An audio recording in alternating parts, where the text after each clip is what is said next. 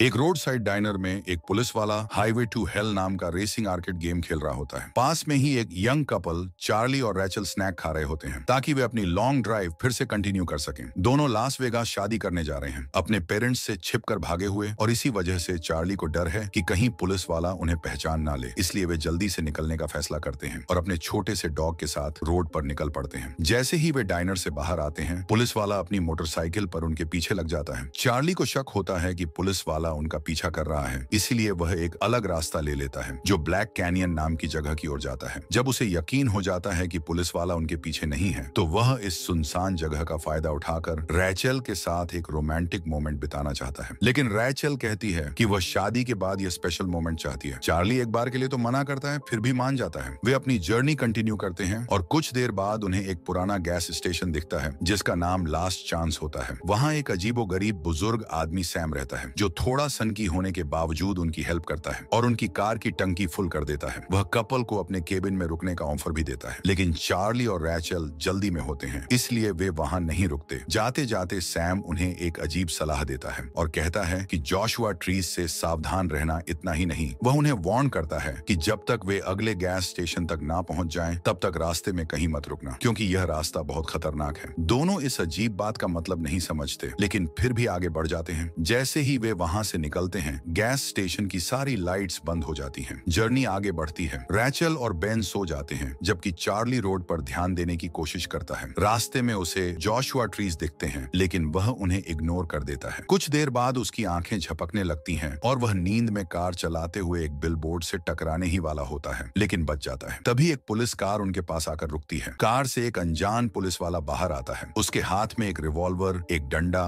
और एक अजीब जोड़ी हथकड़ियों की होती है जो इंसानी हाथों की तरह दिखती हैं। वह चार्ली की कार के पास आता है। चार्ली उससे कहता है कि सब ठीक है, लेकिन जब वह पुलिस वाले का चेहरा ध्यान से देखता है तो उसे अजीब अजीब इंस्क्रिप्शंस दिखती हैं। कुछ बोले बिना ही वह पुलिस वाला अपने हाथों से कार का दरवाजा उखाड़ देता है और रैचल को खींचकर बाहर निकाल लेता है। चार्ली और बेन उसे रोकने की कोशिश करते हैं, लेकिन वह पुलिस वाला बड़ी आसानी से उन्हें जोरदार मुक्के मारकर गिरा देता है। रैचल कार के अंदर फंस जाती है और जब वह बाहर निकलने की कोशिश करती है तो पुलिस वाले के हाथ हिलाते ही कार का हैंडल गायब हो जाता है। रैचल किसी तरह अपनी नेकलेस गिरा देती है, लेकिन वह बच नहीं पाती और पुलिस वाला उसे अपने साथ ले जाता है। कुछ मिनट बाद बेन होश में आता है और चार्ली को उठाने की कोशिश करता है। चार्ली जैसे ही जागता है, वह घबराकर रैचल को पुकारता है, लेकिन उसे सिर्फ उसकी गिरी हुई नेकलेस मिलती है। अब उसके पास और कोई ऑप्शन नहीं होता, इसलिए वह वापस सैम के गैस स्टेशन लौटता है। गैस स्टेशन पहुंचते ही चार्ली सैम से पूछता है कि वह पुलिस वाला कौन था और उसने रोड को खतरनाक क्यों कहा था। तब सैम उसे बताता है कि जिस रास्ते से वे गए थे वहां दो रास्ते हैं, जिनमें से एक रास्ता रोड टू हेल के नाम से जाना जाता है। अफसोस की बात यह है कि रैचल उसी रास्ते पर चली गई जहां पहले भी कई लड़कियां जा चुकी हैं, जिन्हें उस पुलिस वाले ने किडनैप कर लिया था। उनमें से एक लड़की क्लारा भी थी, जो सैम की मंगेतर थी, ठीक वैसे ही जैसे चार्ली कार चलाते चलाते सो गया था। क्लारा भी सो गई थी और फिर वह उस पुलिस वाले की कैद में आ गई थी चार्ली को। अब रैचल को बचाने के लिए खुद नर्क में जाना होगा। ऐसा करने के लिए सैम उसे अपनी पुरानी गन और कार देता है। सब कुछ तैयार होने के बाद चार्ली अपनी गाड़ी में रखता है, लेकिन गलती से एक टेडी बियर गिरा देता है जो असल में एक घड़ी भी है। सैम उस घड़ी को उठाता है और उसमें 24 घंटे का अलार्म सेट करता है, क्योंकि चार्ली के पास नर्क से आकर वापस लौटने के लिए बस इतना ही समय है। अगर वो समय पर नहीं लौटा तो उसे हमेशा के लिए वहीं फंस जाना होगा। ये सब जानकर चार्ली और उसका वफादार कुत्ता